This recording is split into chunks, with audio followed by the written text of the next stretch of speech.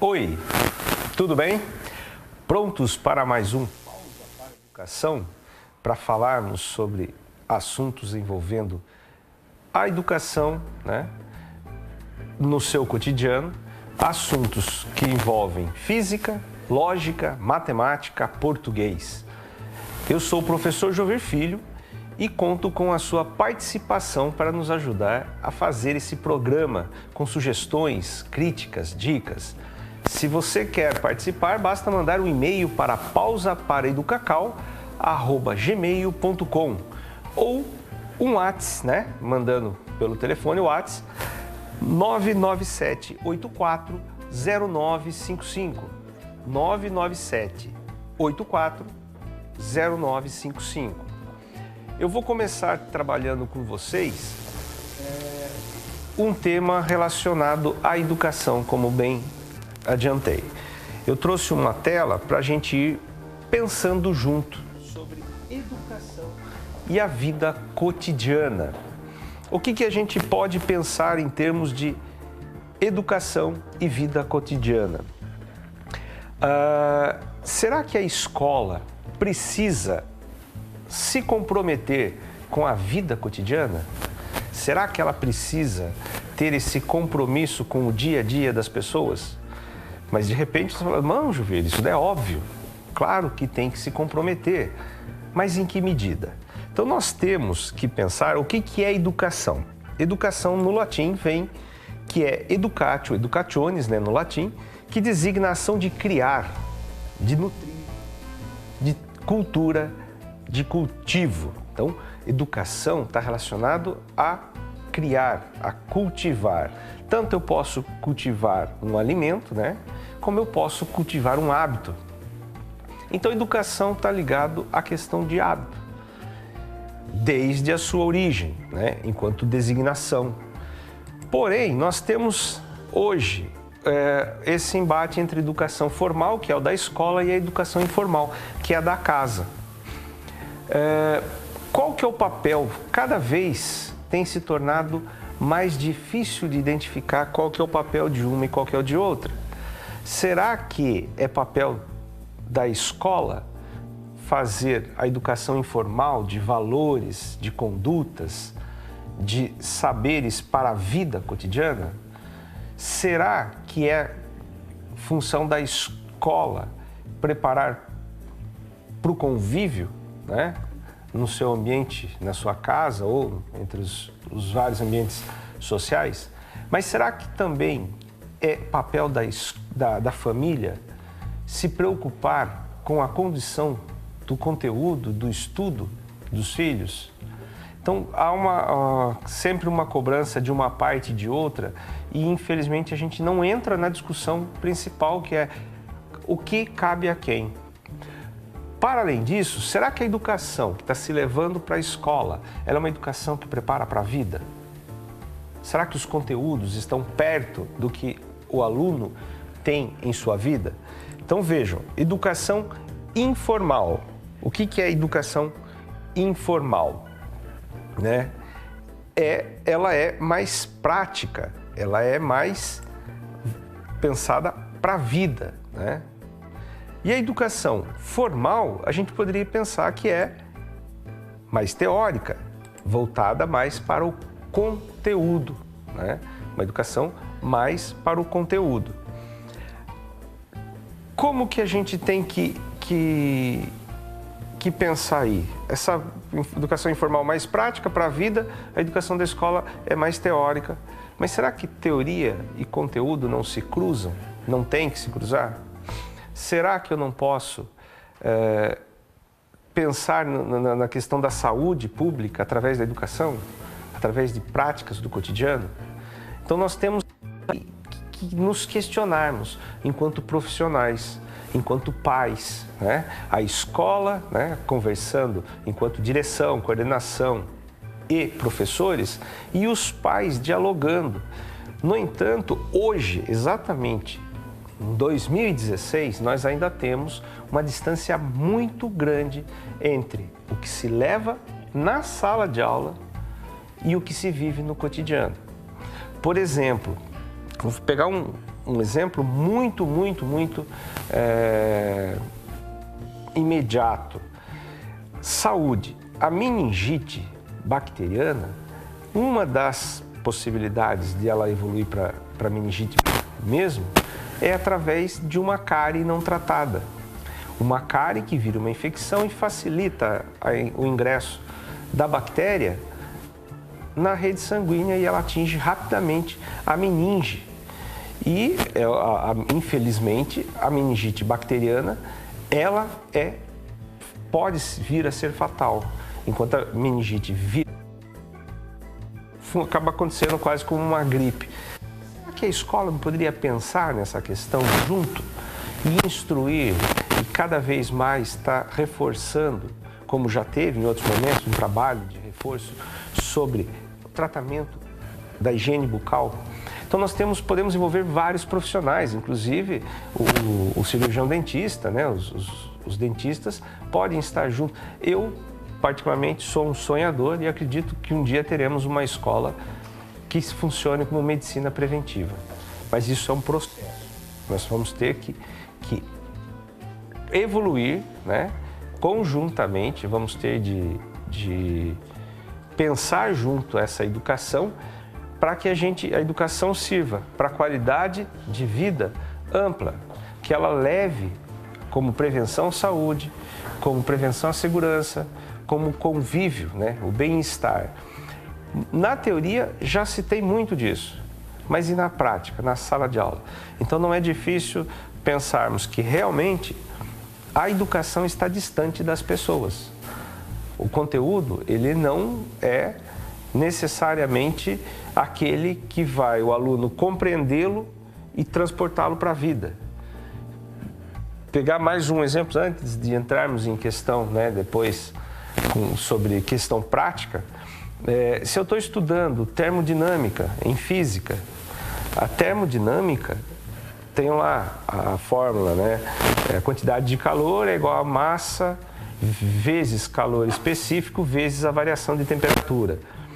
Será que um professor de física não pode estar antenado junto com o professor de geografia e com o professor de biologia para a gente pensar uma conscientização e daí tornar a física mais próxima das pessoas com relação à variação de temperatura, do que isso significa para o mundo?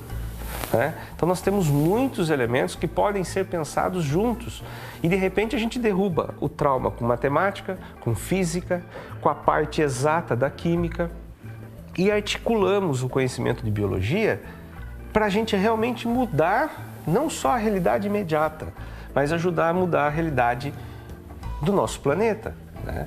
Se não mudarmos nossa mentalidade, se não pensarmos através da educação numa nova conduta, nós estamos caminhando para a extinção do ser humano. Né? O planeta Terra vai continuar aí, degradado, mas ele continua. Nós caminhamos para não ter condições de manter a vida humana. Seguinte, joga essa pergunta. Se você quiser mais abordagens sobre o tema, mande para a gente pelo WhatsApp, né, no 997-840955 ou pelo e-mail pausaparaeducacau@gmail.com. Estamos dispostos a debater, a discutir, né, para que a gente pense a educação. Vou fazer o seguinte, antes de entrar nas questões práticas, nós vamos para um rápido intervalo para os nossos apoiadores culturais e voltamos com o Pausa para a Educação. Já, já.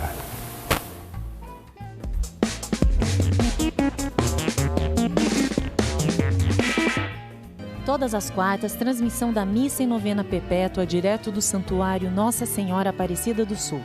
Quarta-feira ao vivo, a partir das 19h30 e reprise em horários alternativos. Apoio: Armazém MS, prazer em servir bem. Rofep, controle de pragas, dedetização e sanitização. Almenara Modas, há 25 anos vestindo a sua família. Empresa de ônibus Nossa Senhora Aparecida, há 68 anos transportando gerações. Internet ultra rápida Zucnet, internet na velocidade da luz. Oi, Fofi! Eu sou Neta Bueno e espero você no programa Pra Pratos e Papos, todos os dias aqui na TVI teremos um convidado especial cozinhando pratos deliciosos para você. Pratos e Papos, toda terça às 10 horas, reprisos durante a semana em horários alternativos. Com muita alegria estaremos juntas, eu, você e eu. Conto com você, fofinho. Um beijinho. Aqui, na TVI.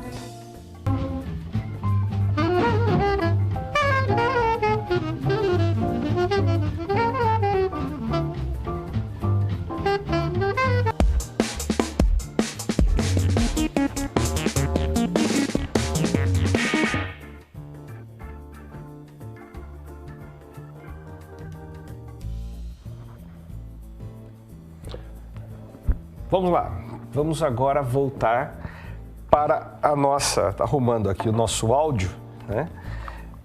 Vamos voltar agora, eu trouxe uma questão prática para vocês, uma questão envolvendo física, uma questão que caiu na FUVEST do ano passado em sua primeira fase. Vamos para a tela para ver o que eu trouxe para vocês? Só um momento, a gente já...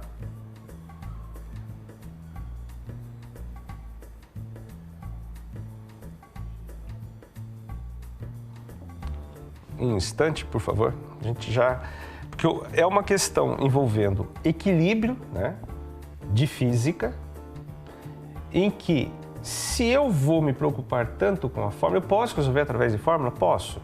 No entanto, eu preciso muito mais da leitura, do conceito, do conhecimento físico, né, anterior. E só um momento para ver aparecer a tela.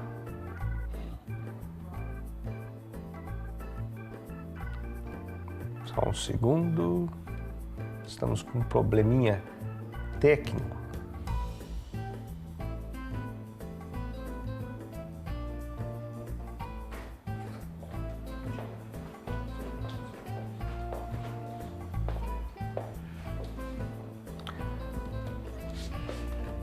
Estamos tentando resolver para a gente conseguir jogar para vocês a tela, porque a visualização eu posso comentar, mas no entanto se a gente jogar a tela, eu passo para um outro tema. O que consiste? O equilíbrio. O equilíbrio em física, se eu tenho o princípio básico, dois corpos não ocupam o mesmo espaço ao mesmo tempo. Então, se eu tenho e o meio em que nós vivemos, ele é o ar e ele é matéria. Para eu estar movimentando meu braço, eu estou deslocando ar, né? Isso nas provas normalmente acabam sendo através da questão da água, né? Algum líquido. Normalmente a água, por quê? Porque a água, ela é um meio que você tem a densidade 1. Então ela é ideal para você pensar proporcionalmente, cada quilo de água deslocada corresponde a 1 quilo que está sendo imerso. Por isso, nós trabalhamos com a água normalmente. O exercício da FUVEST que veio, só um instantezinho de entrar, para a gente poder pensar a água. Então ela tem 1, a densidade dela é de 1, então todo deslocamento, o exercício da FUVEST, o que ele trabalhou? É um balde em que você simplesmente, né, você coloca um objeto e quer saber a massa de água que sai do balde, qual a relação dela com a massa do objeto inserido.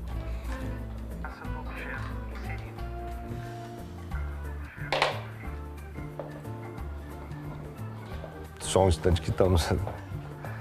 Voltou aqui para mim. Então, o que eu tenho? Essa massa M que foi deslocada, ela vai ser exatamente igual à massa que entrou. Se eu posso usar a fórmula, né, que o empuxo é o peso do bloco, que vai ser massa vezes gravidade, a massa do bloco que entrou no balde, e o deslocamento vai ser dado também pela massa deslocada, o empuxo do que entra, produzindo lá. Voltamos com a tela. Então o que eu tenho lá? Um bloco de madeira impermeável de massa M e dimensão, né? Dimensão 2 por 3 por 3 é inserido muito lentamente na água. Eu vou chamar um break rapidinho para a gente acertar aqui, porque está dando conflito de tela para vocês. A gente volta em 1 minuto para fechar essa questão. Um momento, e já está.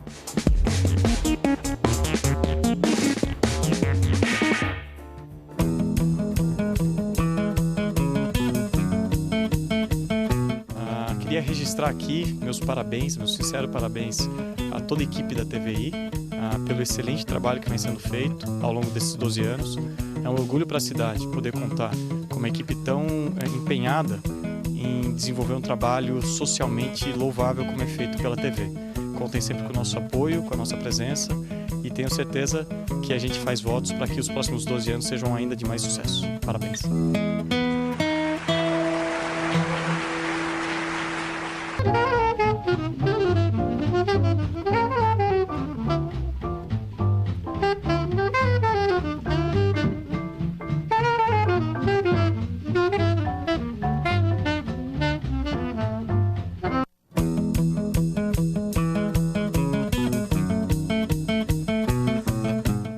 Olá, sejam bem-vindos ao Universo do Bem. Durante quase 5 anos, fiz este início do programa Universo do Bem, convidando a você que nos assistisse. E hoje estou aqui para cumprimentar a TVI, completando 12 anos no ar, na nossa cidade, falando da nossa gente, falando das nossas lutas, das nossas conquistas, sempre presente na história de Itapetininga. Parabéns, TVI!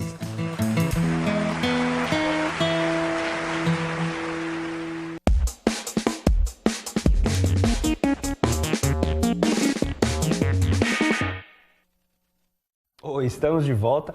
Acho que agora a tela vai nos ajudar. Vamos lá para a tela que eu preparei. A gente vai voltar para a leitura do exercício e daí a gente já trabalha com o enunciado. Então, tenho que um bloco de madeira impermeável de massa M e dimensão 2 por 3 por 3 centímetros cúbicos, é inserido muito lentamente na água de um balde, até a condição de equilíbrio com metade de seu volume. A água que vaza do balde é coletada em um copo e tem massa M. A figura ilustra as situações inicial e final. Em ambos os casos, o balde encontra-se cheio de água até sua capacidade máxima. Então, como eu falei para vocês, nós temos aí o balde, né? Que ele tá com o objeto que vai ser inserido, e eu posso pensar que o empuxo é o peso do bloco, que vai ser a massa do bloco vezes a gravidade. E a água deslocada, qual que é o peso dela? É igual a massa, o eminho, vezes a gravidade. O que eu tenho aí? A mesma massa que foi deslocada, é a que está ainda, porque o balde mantém o mesmo volume. Por isso, se eu tenho esse conceito, eu sei que eminho é igual a emão. Precisava saber da fórmula e aplicar? Não, o mais importante é o conceito, né? A gente trabalhar o conceito. Eu trouxe, mudando de assunto, agora eu quero trabalhar uma questão com vocês de língua portuguesa, a tão temida crase. O que eu tenho que falar em termos de crase? A crase, o grande problema da crase reside em quê? É o encontro de duas vogais, né? Uma é preposição, necessariamente, e a outra pode ser o artigo ou um pronome demonstrativo. Ficou no ideário, no imaginário das pessoas, possivelmente, que crase é uma coisa difícil e que, por ser difícil, tem um status maior. Assim, a gente pode percorrer a cidade e a gente vai ver que tem crase num monte de anúncios que não precisaria ter. Por exemplo, a partir de R$2, tá lá, promoção, sei lá, pães a partir de R$2. Partir é verbo, né? Não tem por que usar artigo antes de verbo. E se eu fosse usar um artigo antes de verbo, transformando o verbo em substantivo, ele vai ser um artigo masculino, vai ser o "o". Então, esse verbo não aceita a crase antes dele, como nenhum verbo. Tá? Então, a gente vê a prazo. A vista tem crase, tem, Juvir, porque a vista é modo. Mas prazo não é modo também? É, mas só que é diferente, eu digo na vista, né? Se eu for substituir o a preposição, vai ser na visão, ó, na vista. E o a prazo é com prazo, é uma compra com prazo, não é com o prazo, é com prazo. Então, por isso que a prazo é palavra masculina, não tem por que ter crase. E a gente acaba, então, essas situações do cotidiano vão fixando. E quando a gente chega para a prova na situação de formalidade, a gente acaba por ser enganado, ser traído por esse cotidiano. Vamos ver o exemplo que eu trouxe para vocês, né, na tela? O acento indicador de crase está empregado corretamente em... Alternativa A diz, um estudo de pegada ecológica desenvolvido pela World Wildlife Foundation chegou a conclusões preocupantes. Alternativa B, estamos consumindo recursos naturais a uma velocidade maior que a capacidade do planeta de regenerar-se. Alternativa C, alguns ecologistas estão preocupados com o legado que deixaremos às gerações futuras. Alternativa D, nosso ritmo de consumo atual pode ser visto como uma ameaça a várias espécies de seres vivos. E alternativa E, se a população mundial se rendesse a essa mentalidade consumista dos americanos, os recursos naturais se esgotariam em menos de 20 anos. Então eu tenho a crase, em que situação? No A conclusões, na letra A, no A1 a velocidade, na letra B, no as gerações, na letra C, e no a várias espécies, na letra D, e por fim, a essa mentalidade, na letra E. Conclusões está no plural, por isso o A, que vem no singular, não está concordando, ele não tem artigo. Então, se não tem artigo, não tem por que ter crase. Por isso, a letra A está errada. Na letra B, uma é artigo indefinido, então não digo o um. Então, não vou dizer a uma, usando dois artigos, artigo definido e indefinido. Por isso, também não posso colocar crase. Na letra C, esta é a correta. Por quê? Quem deixa algo a alguém. Então, tem a preposição. E gerações é feminino, né? Gerações futuras. Vem com o artigo definido, por isso há condições de ter crase. Essa aqui é a correta. Mas vamos ver as outras alternativas de por que estão erradas. Na letra D, é o mesmo caso que acontece na A. Só que, com o agravante, que várias funciona como indefinido, né? Várias, é um pronome indefinido. Então, há várias, o A está no singular e várias, mesmo sendo feminino, é indefinido e está, né, no plural. Não tem porquê.